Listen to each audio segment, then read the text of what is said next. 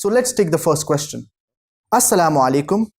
You said that in Surah Fussilat, chapter number 41, verse number 53, that God will show His signs in the horizon until we know that this is the truth. Then why is the whole world not Muslim? Allah subhanahu wa ta'ala says in the glorious Qur'an, in Surah Yunus, chapter number 10, verse number 99, وَلَوْ شَاءَ رَبُّكَ لَآمَنَ مَنْ فِي الْأَرْضِ كُلُّهُمْ جَمِيعًا. That if Allah subhanahu wa ta'ala willed, all would have believed in the world entirely. That means if Allah subhanahu wa ta'ala willed, He could have made all the people on earth believe in Him, believe in Allah subhanahu wa ta'ala. But this life, it is a test for the hereafter.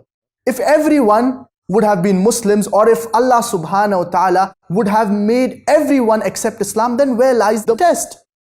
Allah subhanahu wa ta'ala says in the glorious Qur'an, in Surah Mulk, chapter number 67, verse number 2, الَّذِي خَلَقَ الْمَوْتَ وَالْحَيَاةَ لِيَبْلُوَكُمْ أَيُّكُمْ أَحْسَنُ عَمَلًا. It is Allah who has created death and life to test which of you are good in deeds. So this life, it is a test for the hereafter. And we human beings, we have been given a free will to either do the right things, to either do righteous deeds, or to do bad deeds. We have the free will. It depends upon us human beings what path we choose. So this life, it is a test for the hereafter. If Allah subhanahu wa ta'ala wanted, He could have made the entire world accept Islam. Now there are various reasons why a person, he may not embrace Islam.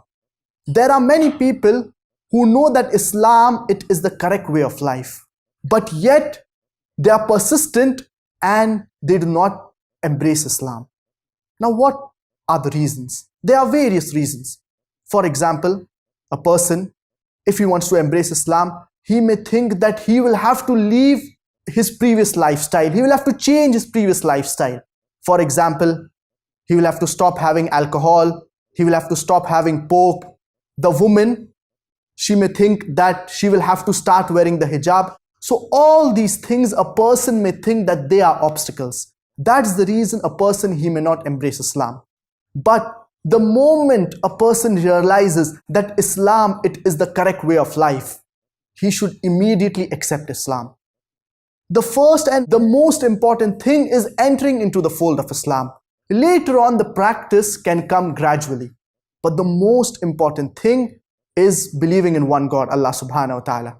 And whenever you're doing dawah, the first thing, the primary thing that you need to focus on, it is Tawheed, that is the oneness of Allah subhanahu wa ta'ala. Because if you do not talk about Tawheed, all your dawah, it is useless. Allah subhanahu wa ta'ala says in Surah Nisa, chapter number 4, verse number 48, and Surah Nisa, chapter number 4, verse number 116, إِنَّ اللَّهَ لَا يَغْفِرُ أَن يُشْرَكَ بِهِ وَيَغْفِرُ مَا دُونَ ذَلِكَ لِمَن يَشَاءُ. That if Allah pleases, He may forgive any sin, but the sin of shirk, He will not forgive. So this life, it is a test for the hereafter. If Allah wanted, He could have made the entire world embrace Islam. But Allah subhanahu wa ta'ala, He is testing us human beings. And this life, it is a test for the hereafter. And those people who succeed in this test, they will have the eternal reward. They will attain the pleasure of Allah subhanahu wa ta'ala, and they will enter the gardens of paradise.